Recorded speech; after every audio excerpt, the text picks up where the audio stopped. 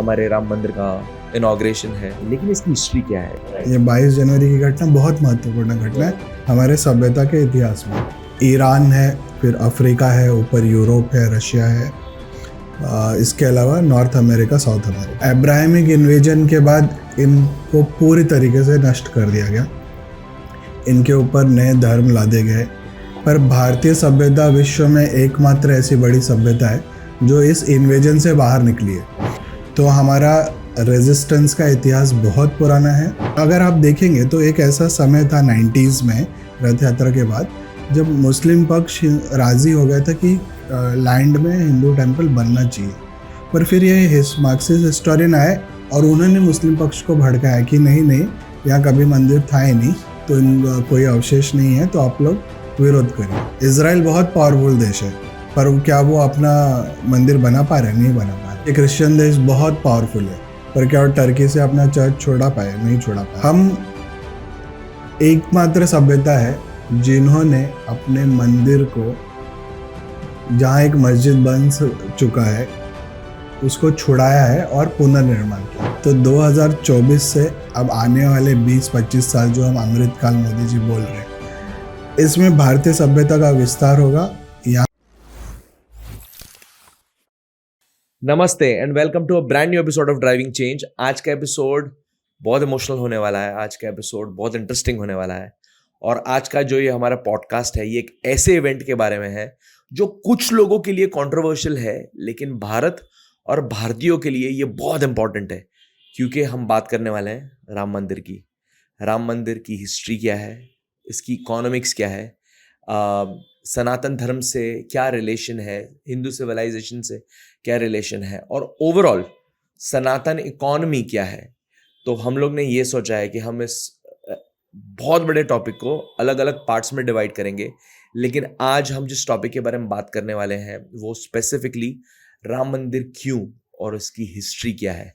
तो शुरुआत करते हैं हमारे एक्सपर्ट के साथ। हाय सत्यम, नमस्ते and welcome to another podcast of driving change. आज हम जिस टॉपिक के बारे में बात करने वाले हैं, as you know, is Ram Mandir. 22 दिसंबर को हमारे राम मंदिर का इनॉग्रेशन है। It is going to be done by prime minister Modi, और ये भारत और भारतीयों के लिए, आई थिंक हर धर्म के लोगों के लिए एक बहुत अच्छा और शुभ दिन है। लेकिन इसकी हिस्ट्री क्या है? जितना हम लोग ने मीडिया में देखा है, जितना लोगों को पता है, ये पूरा सच नहीं है। हर कोई इंसान बुक्स नहीं पढ़ता है, हर कोई इंसान मैगजीन्स और न्यूज़पेपर नहीं पढ़ता है। तो आज के पॉडकास्ट का हमारा ऑब्जेक्टिव ये है कि हमें लोगों को बताना है कि ये हिस्ट्री क्या है इसकी, इस टेम्पल की, और ओरिजिन क्या है। Let's begin. नमस्ते रविश, जय श्री राम। जय श्री राम। आज के चर्चा का विषय है प्रभु श्री राम मंदिर और भारतीय सभ्यता की जर्नी में इसका महत्व। तो देखिए, अगर हम भारतीय सभ्यता देखें तो मैप में इंडिया के जैसे आप वेस्ट में जाते हैं तो ईरान है, फिर अफ्रीका है, ऊपर यूरोप है, रशिया है, इसके अलावा नॉर्थ अमेरिका, साउथ अमेरिका। अब आप देखेंगे कि ये सारे जगह इनके अपने धर्म थे जो प्री अब्राहमिक रिलीजन थे, या जूस से पहले, इस्लाम से पहले, क्रिश्चियनिटी से पहले यहाँ ओरिजिनल धर्म थे। पर अब्राहमिक इन्वेजन के बाद इनको पूरी तरीके से नष्ट कर दिया गया, इनके ऊपर नए धर्म लादे गए, नए भाषा, नया कल्चर लादा गया। पर भारतीय सभ्यता विश्व में एकमात्र ऐसी बड़ी सभ्यता है जो इस इन्वेजन से बाहर निकली है। तो हमको हमारे जो प्राचीन गौरव है उसको जानना चाहिए। एंशिएंट सिविलाइजेशन जिसे हम कहते हैं। जी बिल्कुल। अगर एंशिएंट सिविलाइजेशन आप देखेंगे तो आज के संदर्भ में कोई बचा नहीं है, एकमात्र भारतीय सभ्यता के अलावा। राइट। तो हमने ये जो रेजिस्टेंस किया इस्लामिक इन्वेजन का भी और क्रिश्चियन इन्वेजन का भी, जबकि बाकी पूरी दुनिया में लोग के धर्म बदल दिए गए, उनकी भाषाएं, खान पान, रहन सहन सब कुछ बदल दिया गया। आप देखेंगे ऑस्ट्रेलिया में सभी को मार दिया, न्यूजीलैंड में सभी को मार दिया, सभी को कन्वर्ट कर दिया गया, अफ्रीका में सभी को कन्वर्ट कर दिया गया, यूरोप में सभी को कन्वर्ट कर दिया गया, नॉर्थ अमेरिका में रेड इंडियंस को 6 करोड़ की संख्या में हत्या की गई। पर वो जो इन्वेडर थे, विदेशी आक्रांत थे, वो भारत के साथ ऐसा नहीं कर पाए। तो हमारा रेजिस्टेंस का इतिहास बहुत पुराना है, और ये सिर्फ हारिए ना हिम्मत, बिसारिए ना राम। हमने कभी धर्म को त्यागा नहीं, कभी छोड़ा नहीं।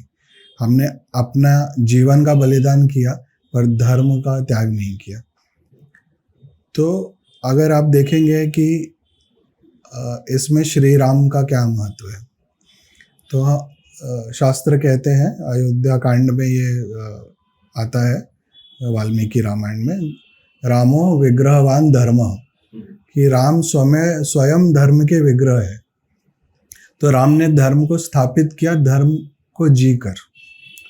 तो उन्होंने जो तपस्या की, त्याग किया, बलिदान दिया, धैर्य का प्रदर्शन किया और शौर्य का प्रदर्शन किया, उससे हमने जो सीखा है, हमारे पूर्वजों ने राम का आदर्श आगे रखकर धैर्य और शौर्य का प्रदर्शन किया।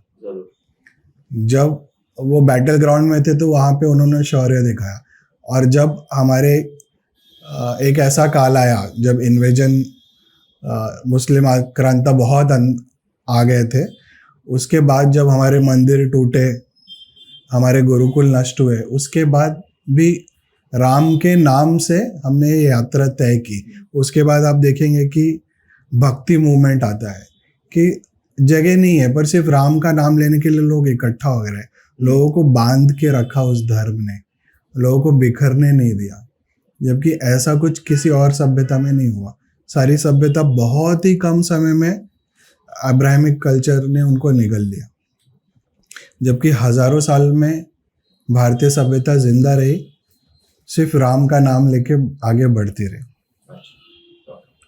तो अभी देखिए कि इसमें इम्पोर्टेंट पार्ट क्या है। 1528 में ये मंदिर का डिस्ट्रक्शन होता है बाबर के आर्मी के द्वारा, मीर बाकी के द्वारा, बाबर के आदेश पर। इससे थोड़ा सा पीछे जाएंगे फ्लैशबैक में, जैसा आपने बताया अबाउट वर्ल्ड हिस्ट्री, हमें ये भी बताइए कि अप्रॉक्सीमेट टाइम क्या है जब राम मंदिर का एक्चुअल क्रिएशन हुआ था। तो राम मंदिर ऐसा कहा जाता है कि पहली बार राम के पुत्र कुश ने बनवाया था अयोध्या में। उसके बाद इसका कई बार जीर्णोद्धार हुआ, और जो मंदिर तोड़ा गया बाबर के द्वारा, ये राजा विक्रमादित्य के द्वारा बनाया हुआ था। तो अभी आते हैं modern, I mean last 500 years में क्या हुआ है उसके बारे में बात करते हैं। 500-700 ईयर्स में तो स्टार्ट करते हैं कि राम मंदिर कैसे बाबरी मस्जिद कहलाया जाने लगा, और इसके बाद हम दूसरे क्वेश्चंस पे आते हैं। लेकिन इस वक्त इस पॉइंट पे ये अंडरस्टैंड करना है कि बाबर ने इस मंदिर को क्यों तोड़ा। इतना बड़ा मंदिर है ये, इतने श्रद्धालु जाते होंगे इस मंदिर में, और हमने सिर्फ यही मंदिर नहीं, बाकी भी बहुत सारे मंदिर जैसे हैं देखे हैं जिनको ध्वस्त किया है। खिलजी ने किया है, कभी किसी और इन्वेडर ने किया है, जैसे सोमनाथ का मंदिर। सो हमें इस पॉइंट पे ये जानना है कि ये बाबर ने क्यों किया और ये किस दौरान हुआ। तो देखिए, ये है विदेशी आक्रांतों का हमेशा के रहा कि इस्लाम की ताकत। अगर आप कुतुब मीनार कैंपस में जाएंगे आज भी जो दिल्ली में, तो उसका नाम है कुव्वतुल इस्लाम मस्जिद। तो इस्लाम की ताकत को दिखाने का एक तरीका था कि हम बाकी सभ्यताओं के मंदिरों को नष्ट करेंगे। ऐसा सेम अभी आज के डेट में जो टर्की है, ये पहले अनातोलिया था, जो रोमन सभ्यता थी, फिर उस पर क्रिश्चियन सभ्यता आ गई, फिर इस्लामिक सभ्यता आ गई। तो वहाँ हागिया सोफिया करके बड़ा राइट, जो इतना कंट्रोवर्शियल है कि लोग बोलते हैं मॉस्क, लेकिन है चर्च, और ये एक्चुअली टूरिस्ट अट्रैक्शन है। राइट, तो अभी तक टूरिस्ट अट्रैक्शन चर्च था, पर अब उसको मॉस्क बना दिया है टर्की की गवर्नमेंट ने। और आप ऐसे ही देखेंगे तो जेरूसलेम, जो यहूदियों का रिलीजियस प्लेस था, फिर क्रिश्चियन का था, और अब मुस्लिम्स का है, तो उसको अल-अक्सा मॉस्क भी कहते हैं। तो हमको ये समझना है कि राम मंदिर का पुनर्निर्माण क्यों एक बहुत महत्वपूर्ण घटना है। ये 22 जनवरी की घटना बहुत महत्वपूर्ण घटना है हमारे सभ्यता के इतिहास में, क्योंकि हम एकमात्र सभ्यता है जिन्होंने अपने मंदिर को जहाँ एक मस्जिद बन चुका है उसको छुड़ाया है और पुनर्निर्माण किया है। आप देखेंगे इजराइल बहुत पावरफुल देश है, पर क्या वो अपना मंदिर बना पा रहे? नहीं बना पा रहे। अगर आप देखें क्रिश्चियन देश बहुत पावरफुल है, पर क्या वो टर्की से अपना चर्च छोड़ा पाए? नहीं छोड़ा पाए हागिया सोफिया ने। तो ये बहुत बड़ी घटना है और इससे अब्राहमिक सभ्यता डरती है। क्यों? क्योंकि हिंदुओं का पुनर्जागरण होने से हिंदू सभ्यता एकमात्र सभ्यता है जो ये अब्राहमिक इन्वेजन से बची हुई है, और अगर ये मंदिर पुनर्निर्माण से इसमें पुनर्जागृति आएगी और फिर इनकी अर्थव्यवस्था भी बड़ी होगी, इनकी मिलिट्री ताकत भी बढ़ेगी। तो ये एक चैलेंज है। देखिए अब्राहमिक सोच क्या है? Only book and only God. लोग बोलते हैं one book and one God, पर नहीं, सच्चाई ये है only book and only God. तो वो ये नहीं बोलते कि भगवान एक है, वो बोलते हैं कि एक ही भगवान है और वो मेरा वाला भगवान है, तुम्हारा वाला भगवान को मैं मान्य नहीं करता। जबकि हिंदू सभ्यता बोलती है एक ही भगवान है और वो सभी का है, भले आप उसको किसी भी रूप में पूजो। बहुत ब्यूटीफुल है ये तो कॉन्सेप्ट। तो अगर जब ये कॉन्सेप्ट आएगा, धर्म और कर्म का सिद्धांत आएगा, तो आज के डेट में जो भी पुरानी सभ्यता है जो अब्राहमिक सभ्यता द्वारा कुचल दी गई है, हो सकता है उनमें भी पुनर्जागरण हो। और इसका डर है अब्राहमिक सभ्यता को, इसलिए वो नहीं चाहते कि अयोध्या का पुनर्निर्माण हो। तो ये हमको एक सभ्यता का इतिहास समझना है। तो अगर आप देखेंगे कि राम मंदिर टूटने से पहले जो काल चल रहा है, हमारे ऊपर विदेशी आक्रमण हो रहे हैं, हम उनसे लड़ रहे हैं, ठीक है, तो हमारी एक पावर खत्म हो रही है, सेल्फ रिलायंस जो भी था खत्म हो रहा है। लेकिन वहाँ पे भी हमने सेल्फ रिस्पेक्ट और सेल्फ कॉन्फिडेंस को बनाए रखा, ठीक है। हमने लड़ाई जारी रखी। हमारे पूर्वज ने कभी ये नहीं बोला कि हिंदू सभ्यता में ही खोट है इसलिए हम नहीं जीत पा रहे और हम ही क्यों करें, पर वो लड़ते रहे क्योंकि उनको हिंदू सभ्यता पे विश्वास था, धर्म में विश्वास था, धर्मो रक्षिता में विश्वास था। जब हम कहते लड़ने लगे तो क्या ये एक बैटलफील्ड पे ही लड़ाई थी या it was a war of thoughts as well? जैसे हम लोग ने पास्ट में देखा है दैट अगर कोई लड़ाई होती है तो राजा महाराजाओं के बीच में होती है। तो यहाँ पे was it just like that जो हमने टीवी में फिल्म्स में देखा है, और ये एक ऐसी लड़ाई थी जिसके बारे में बहुत कम लोगों को पता है। जैसे आपके और मेरी तरह जो लोग हैं जो आम जिंदगी जीते हैं, वो भी अपने मंदिर को, अपनी सभ्यता को बचाने के लिए कोशिश कर रहे थे। कैसा था ये? क्योंकि मुझे पता है एक पंडित भी इसमें इन्वॉल्व थे, पंडित भी वॉरियर्स बन गए थे और लड़ाई करने लग गए थे ताकि उनको उनका जो हक है जो उनसे छीन लिया गया था वो उनको वापस मिले। देखिए अगर आप देखेंगे तो जो अब्राहमिक सभ्यता है, इनको दिखाना होता है कि आप कमज़ोर हैं, आप हार गए, इसका मतलब आपके भगवान कमज़ोर है, इसका मतलब आपको कन्वर्ट हो जाना चाहिए।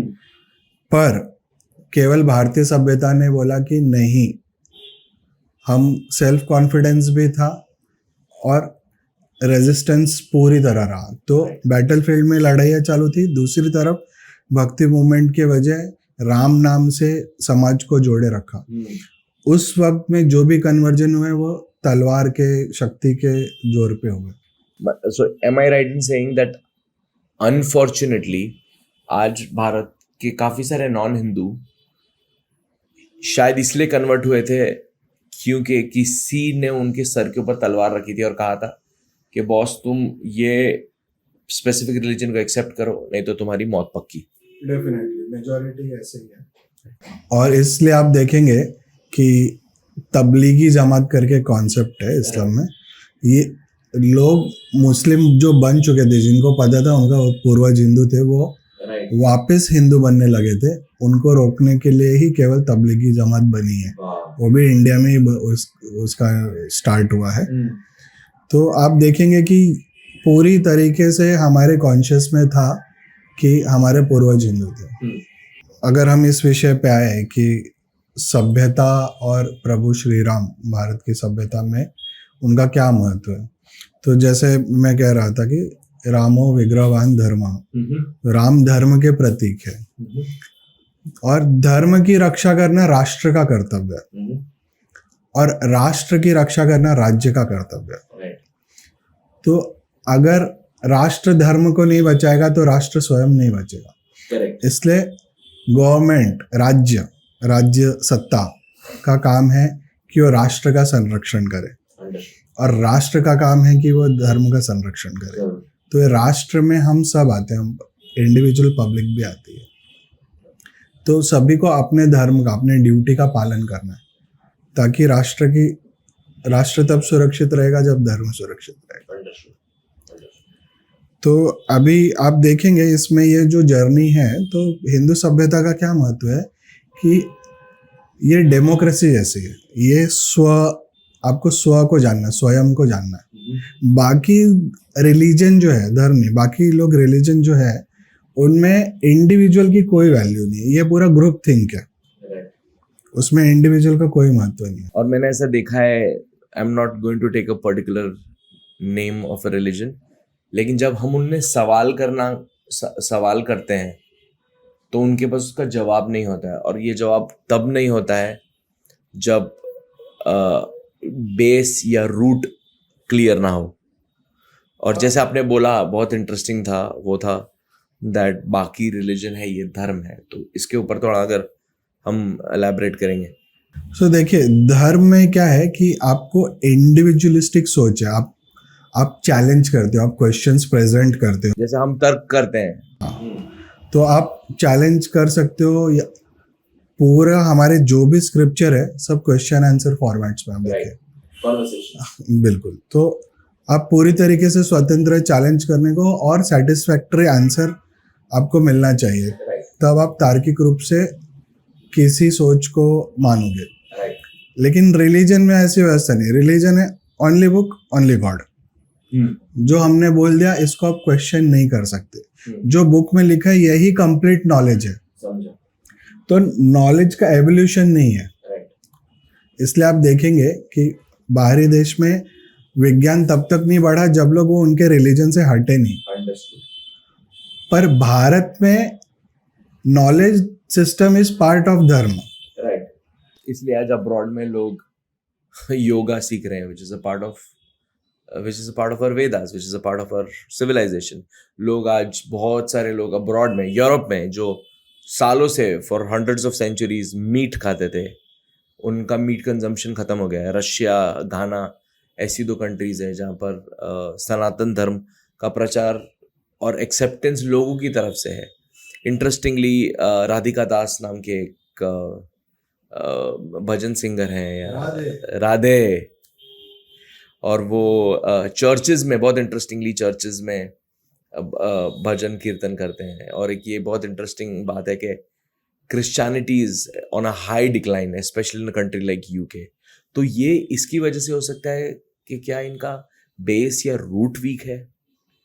देखिए, अब ये बहुत इंटरेस्टिंग है। जैसे हमको सिखाया जाता है Maslow's law of hierarchy of needs, need hierarchy theory. इसमें कैसा है ना कि अगर जब समाज गरीब है, वीक है, तो वहाँ पे ज़्यादा चैलेंज नहीं है। आप बोलते हो कि आप इन भगवान की पूजा करो, आपके दुख दूर हो जाएंगे। पर जब समाज आर्थिक रूप से व्यवस्थित रह जाता है, फिर आपके जो बेसिक क्वेश्चन है 3, मैं कौन हूँ, मैं कहाँ हूँ और मेरे इस लाइफ का पर्पस क्या है, इस सवाल का जवाब रिलीजन में नहीं है, केवल धर्म में ही है। इसलिए जो अद्वैत का सिद्धांत है, अहम ब्रह्मास्मि और तत्वमसि, मतलब मैं भी ब्रह्म का पार्ट हूँ और आप भी। पर यह सिद्धांत रिलीजन में नहीं है। रिलीजन में आत्मा और परमात्मा एक नहीं है। रिलीजन में आप देखेंगे RIP बोलते हैं, रेस्ट इन पीस। आपकी मृत्यु हो गई, अब आप कब्र में पड़े रहो। कब तक? जब तक कयामत नहीं होगी, जजमेंट डे नहीं आएगा। अब वो जजमेंट डे आएगा कब पता नहीं। तो इन अ वे वो आदमी बोर हो रहा है।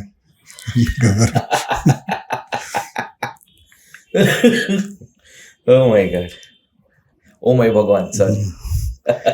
तो हमको देखिए ये जो सभ्यता है इसमें मैं फिर से आता हूँ कि राम मंदिर पुनर्निर्माण क्या बताता है। तो जब ये मंदिर टूट रहा है तब आप देखिए हमारे सभ्यता का पतन हो रहा है, पर हम रेजिस्ट कर रहे हैं, ठीक है। वहाँ से हमने कभी भी ये नहीं माना कि हमारी सभ्यता गलत है, हम कन्वर्ट नहीं हुए, हमारा मन दृढ़ था और ये दृढ़ रहा। फिर गांधी जी आ जाते हैं, फिर वो बोलते हैं, भजन को बिगाड़ देते हैं और बोल देते हैं ईश्वर अल्लाह तेरो नाम। एक सुंदर भजन को बिगाड़ के उन्होंने गुड़ और गोबर मिला दिया, कर दिया। यहाँ से उन्होंने क्या दिखाया कि भाई सब रिलीजन एक है, जो गलत बात है। फिर हमारे नेहरू जी आए, नेहरू जी भी इन्फीरियरिटी कॉम्प्लेक्स से ग्रस्त थे। वो बोलते थे अरे मंदिर देख के मुझे डर लगता है। ये उनके 1959 के कोई भाषण में है कलाक्षेत्र में।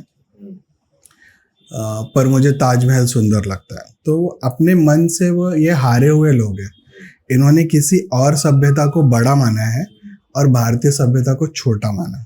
और सभ्यता ही नहीं, but I think Pandit Nehru का ये भी था दैट वो इंडिया को ऐसा इंटरनेशनली स्ट्रांग नहीं दिखाते हैं। ब्रांडिंग इंडिया का जो डॉक्टर मनमोहन सिंह ने किया, अभी प्राइम मिनिस्टर मोदी कर रहे हैं, फिर लाल बहादुर शास्त्री ने बहुत अच्छा ब्रांडिंग इंडिया का किया था, अटल बिहारी वाजपेयी ने बहुत अच्छा ब्रांडिंग किया था। I think Nehru ji India के इंटरनल प्रॉब्लम्स लेके यूनाइटेड नेशंस तक चले गए थे। तो I think what you saying completely makes sense. तो सभ्यता को देखा जाए तो भारतीय सभ्यता को लेके नेहरू के मन में आत्मविश्वास नहीं था, इसलिए वो भारतीय सभ्यता का प्रचार करते थे कि हम सपेरे के देश है। जब बाहर से कोई विजिटर आता था तो वो उनके सामने सपेरे का डांस कराते थे। Land of snake charmers India का नाम बढ़ गया था। ये है मन से हारे हुआ का व्यक्तित्व। फिर उन्होंने क्या किया, उसके बाद मार्क्सिस्ट हिस्टोरियन आ गए, जावेद हबीब और रोमिला थापर, और शिक्षा मंत्री पहले दिन से ही सारे इस्लामिस्ट रहे, मुस्लिम नहीं कहूँगा मैं, इस्लामिस्ट रहे। तो उनको दिखाना था कि जो बाहरी आक्रांता है, विदेश से आक्रमणकारी है, वो कैसे अच्छे थे और भारतीय सभ्यता कैसे कमजोर थी। अच्छा, आपने बोला मुस्लिम और इस्लामिस्ट, क्या डिफरेंस है? सो देखिए कि एक है कि मुस्लिम धर्म है या रिलीजन है जो है, दूसरा इस्लामिस्ट का कि हम ही सुपीरियर है। तो उनको हमेशा हमारे बुक में उन्होंने देखा है कि विदेशी आक्रमणकारी ही सुपीरियर थे। वो सब लिखते हैं कि अरे बिरयानी बाहर से आई। अब जिस देश में चावल नहीं होता है वो बिरयानी ला के हमको सिखा रहे, ठीक है। तो ये सब है चक्कर। तो अभी आप देखेंगे कि हमारा रेजिस्टेंस टिल गांधी पूरा था। हिंदू सभ्यता में सभी का विश्वास था। गांधी से वीक लीडरशिप का स्टार्ट होता है जो नेहरू तक चलता है, और इस टाइम पे ही मार्क्सिस्ट हिस्टोरियन हमारे बुक्स पे कैप्चर कर लेता है। इस टाइम पे जो प्रोफेसर बेबी लाल थे आर्कियोलॉजिकल सर्वे ऑफ इंडिया में, जिन्होंने उत्खनन करके बताया कि राम मंदिर एग्जिस्ट करता है उस मस्जिद के नीचे, और उनके ही जो साथ में काम करते थे उनके जूनियर, उनके शिष्य के मोहम्मद, ये नाम बहुत महत्वपूर्ण है, बहुत इंटरेस्टिंग है, और ये एक अलग ही कॉन्सेप्ट है। आई थिंक मैं सब व्यूअर्स जो देख रहे हैं से बता देना चाहता हूँ दैट के मोहम्मद ही वो शख्स हैं जो जिनकी वजह से आज या बहुत जल्द हम राम मंदिर में श्री राम के दर्शन कर पाएंगे। सो आई थिंक ये वो डिफरेंस है मुस्लिम और इस्लामिस्ट में। I think being a true Muslim he proved that he is true to himself, true to everyone.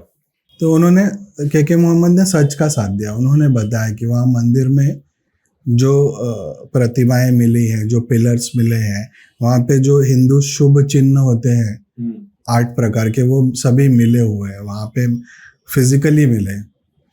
तो इसके अगेंस्ट अगर आप देखेंगे तो एक ऐसा समय था 90s में रथ यात्रा के बाद, जब मुस्लिम पक्ष राजी हो गया था कि लैंड में हिंदू टेम्पल बनना चाहिए।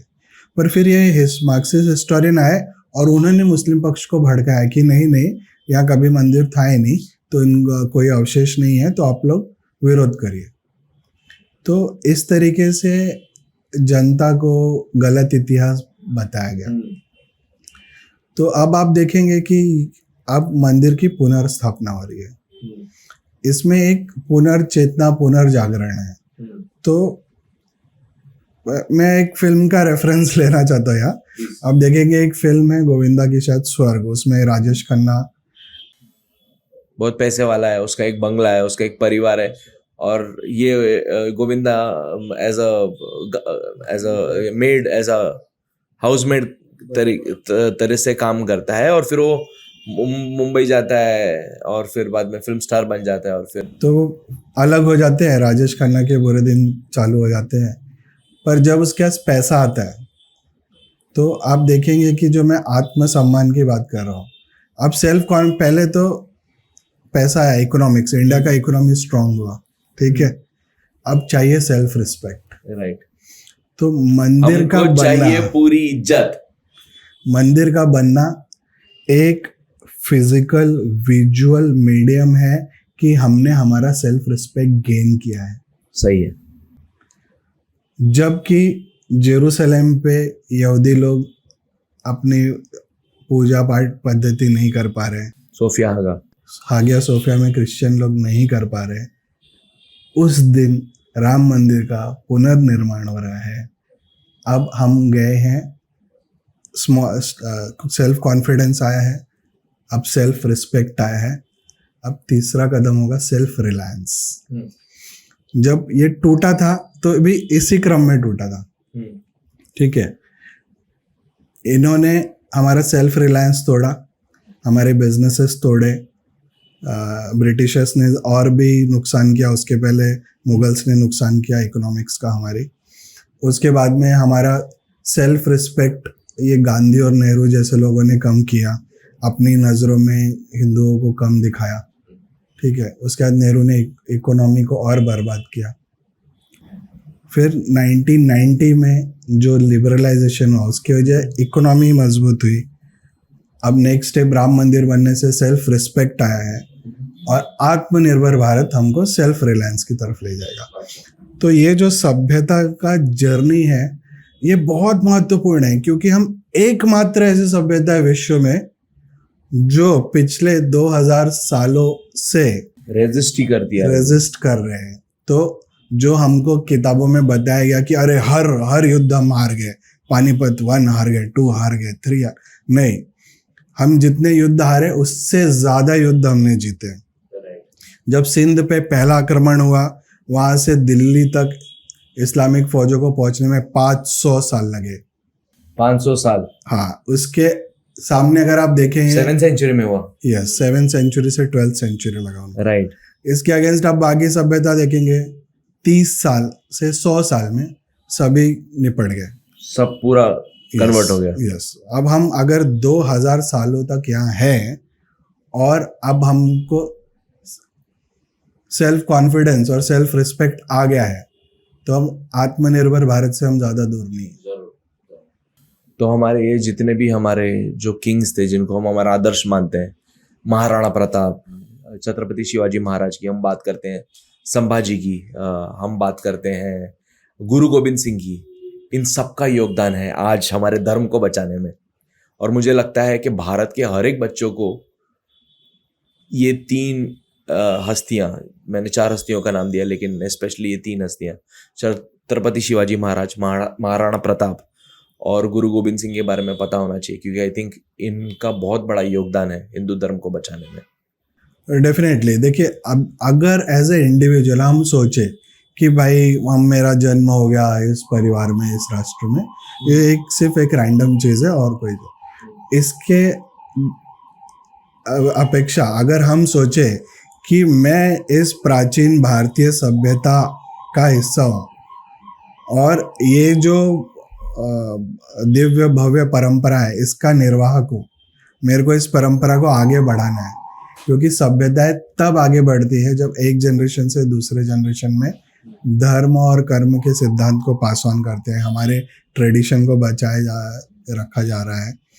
तो जिन्होंने हजारों साल विपरीत परिस्थितियों में धर्म की रक्षा की है, तो अब तो हमारे लिए अच्छा समय आ गया, हमको ये धर्म का निर्वाह करना है, प्रभु श्री राम के आदर्शों का पालन करना है।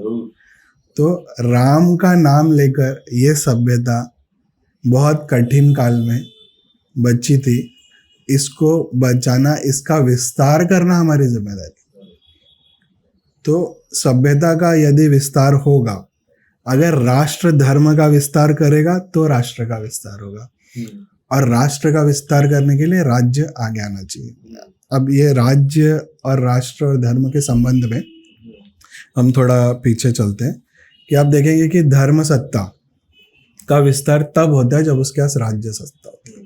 तो आप देखेंगे कि जीरो, जब मानते हैं कि जीसस क्राइस्ट का जन्म हुआ 0 ईयर AD BC, जो हम लोग ने स्कूल में पढ़ा था। तो BC गाली नहीं है, बिफोर क्राइस्ट।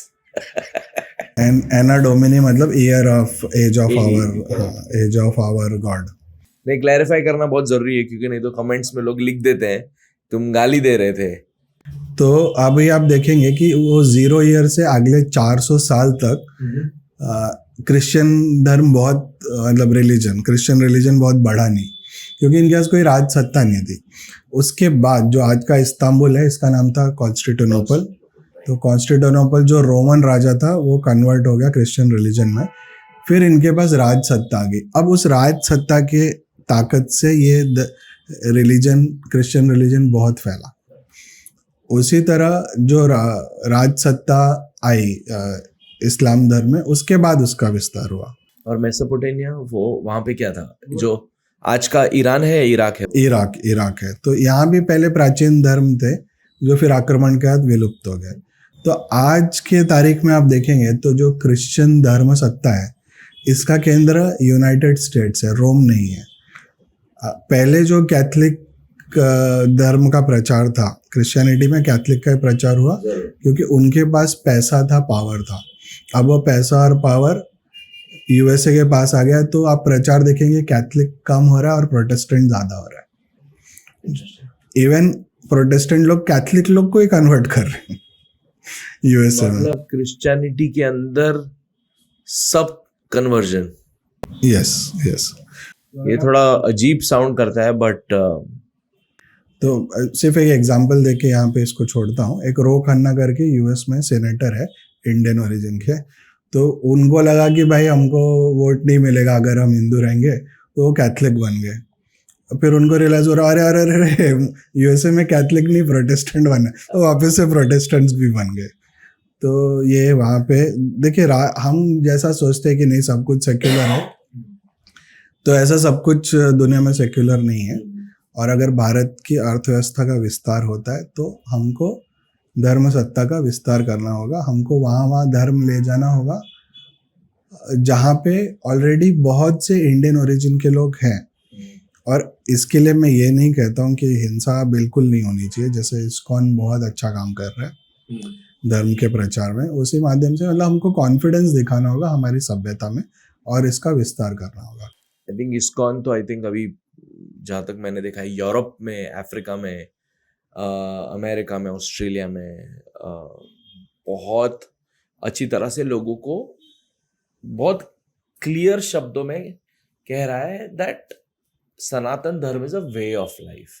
ये वो संवाद है जो अर्जुन और श्री कृष्ण के बीच में हुआ था, जो भगवत गीता का पूरा विस्तार है, जो क्रक्स है, उसको इतनी अच्छी तरह से एक्सप्लेन करता है कि मैंने देखा है बहुत सारे वीडियोस में, इस्कॉन के बहुत सारे मंदिरों में, जो स्पेशली यूरोप में है, कि बहुत सारे फॉरेनर्स ने अभी एक्सेप्ट कर लिया है कि ये ही सत्य है और ये ही सच है। और फिर बहुत सारी इंटरेस्टिंग चीज़ें हैं इसमें, which is not at all boring.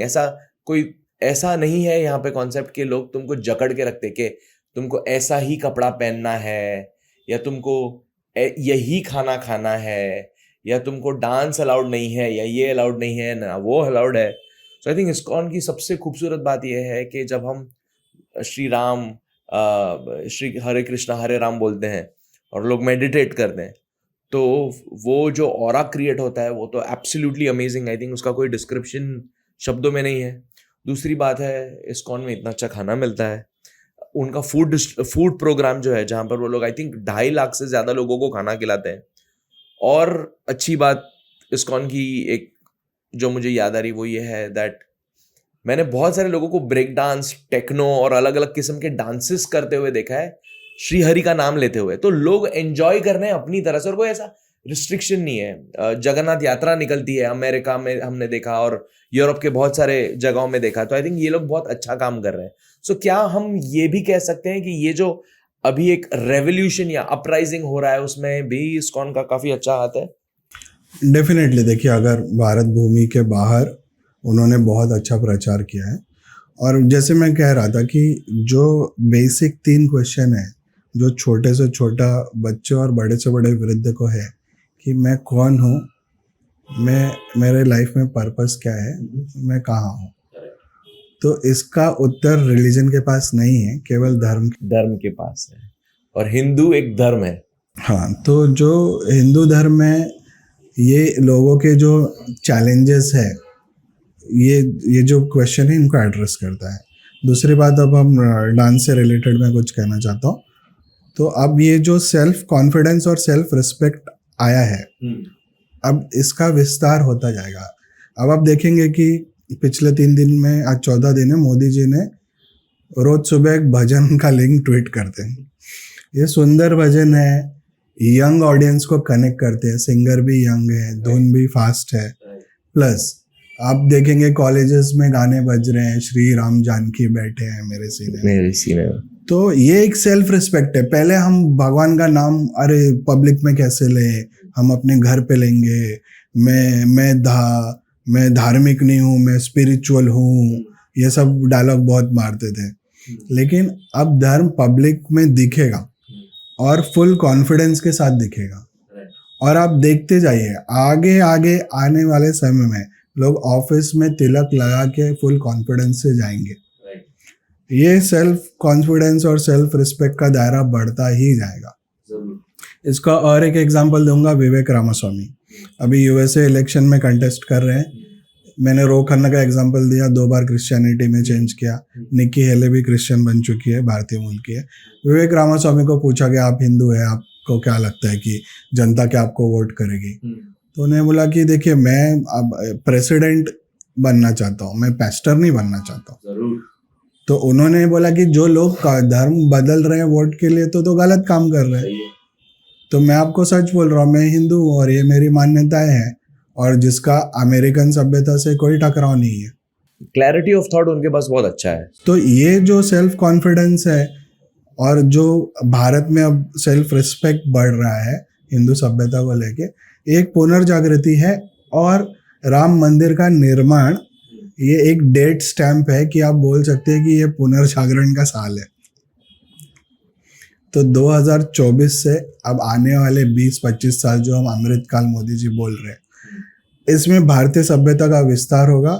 यहाँ पे हम सभी युवा वृद्ध को अपनी जो कहानियाँ हैं, रेजिस्टेंस की कहानियाँ, और जो पराक्रम और शौर्य और धैर्य हमारे पूर्वजों ने दिखा, वो बात आगे बढ़ानी है। ये मैं क्यों कह रहा हूँ कि श्री राम के आचरण में आप देखेंगे तो धैर्य और शौर्य की वो प्रतिमान जीवंत मूर्ति है। जब कठिन समय था, जब वनवास हुआ तो उन्होंने धैर्य दिखाया, जब सीताहरण हुआ, युद्ध हुआ तो उन्होंने शौर्य दिखाया। तो हमारे जीवन में भी हमको करेज और लॉयल्टी का life lesson directly Shri Ram से हम सीख रहे हैं। ये हमको लेना है। तुलसीदास जी ने रामायण में कहा है, धीरज धर्म मित्र अरु नारी, आपद काल परखिए चारी। जब आपका बुरा वक्त आता है तो आपके धैर्य की परीक्षा हो रही है। आप धीरज रखते हैं या गलत तरीके पे चले जाते हैं? आप धर्म का पालन करते हैं या धर्म को छोड़ देते हैं? मित्र, आपके मित्रों की परीक्षा है कि आपसे संबंध रखते हैं, आपको छोड़ देते हैं। नारी, आपके स्पाउस, पति पत्नी की परीक्षा है कि वो कठिन समय में आपका साथ देते हैं, आपसे छोड़ देते हैं। तो इसलिए कहते हैं धर्मो रक्षति रक्षिता। यदि आप धर्म की रक्षा करोगे तो धर्म आप रक्षा।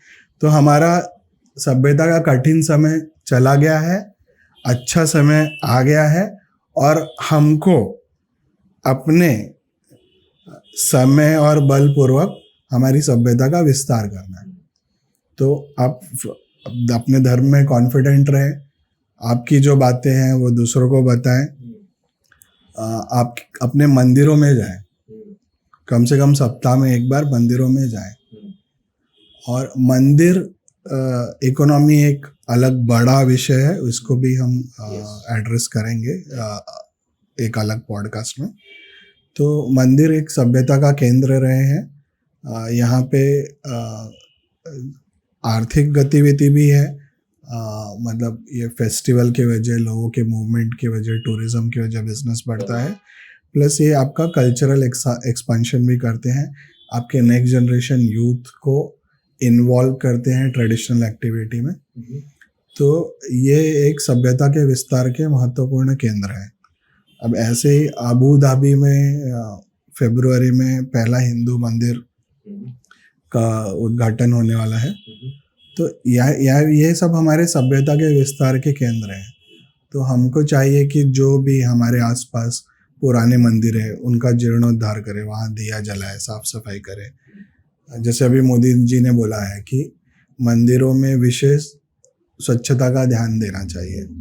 आई थिंक इस पॉडकास्ट के माध्यम से मैं सभी दर्शकों को ये कहना चाहूँगा कि अगर हम किसी चर्च में जाते हैं तो कितना सुंदर होता है, क्योंकि वो क्लीन होता है। एक मॉस्क देखो कितना क्लीन रखते हैं। तो ये जिम्मेदारी हमारी है कि हम फूल, हम प्लास्टिक, हम कोई भी अगर कूड़ा कचरा है, हमें गंदगी नहीं करनी चाहिए, क्योंकि ये हमारे धर्म की जगह है और धर्म की जगह हमें बचानी है, क्योंकि ये हमारा सिविलाइजेशन, ये हमारा धरोहर है और आगे जाके यही हमारी लेगेसी बनेगा। तो प्लीज मंदिरों को साफ रखिए एंड लेट्स कंटिन्यू। तो अभी अंत में मैं यही कहना चाहूँगा कि आदि शंकरा ने ये तारक मंत्र लिखा है, श्री राम जय जय राम। ये 13 अक्षर का मंत्र है। हम इसका जप करें राम मंदिर उद्घाटन तक या प्राण प्रतिष्ठा तक और उसके आगे भी, और श्री राम के नाम से भारतीय सभ्यता की धरोहर को आगे बढ़ाएं और इसका विस्तार करें। Growth is life. जब हमारा विस्तार होगा तो हम और स्ट्रांग होंगे। तो हम इसी बात पे कहते हैं, श्री राम जय जय राम। नमस्ते and thank you so much for watching this podcast. ये पॉडकास्ट का पार्ट 1 था, जहाँ हमने राम मंदिर की पूरी हिस्ट्री आपको बताई और शायद हम लोग ने उन टॉपिक्स को टच बेस किया है जो आप दूसरे पॉडकास्ट्स या इंटरव्यूज में या वीडियोस में शायद नहीं देख पाएंगे, क्योंकि हमने डिटेल्ड रिसर्च की है इस टॉपिक के ऊपर। हमारा नेक्स्ट वीडियो जो है वो है राम मंदिर से भारत की इकोनॉमी को क्या इम्पैक्ट है और कितना बड़े स्केल पे राम मंदिर या अयोध्या एज अ सिटी का इम्पोर्टेंस इंडिया को है, इंडिया की इकोनॉमी को है, इंडिया की इकोनॉमिक इकोसिस्टम को है, भारत के लोगों को है। ये हम दूसरे वीडियो में देखेंगे। So thank you so much for watching. नमस्ते और मिलते हैं आपको नेक्स्ट पॉडकास्ट में। Thank you. इस वीडियो को शेयर कीजिए, क्योंकि ये वीडियो बहुत ज़रूरी है हर भारतीय के साथ शेयर करने के लिए। तो चलो कुछ नया करते हैं और भारत को बेहतर बनाते हैं। जय हिंद, नमस्ते।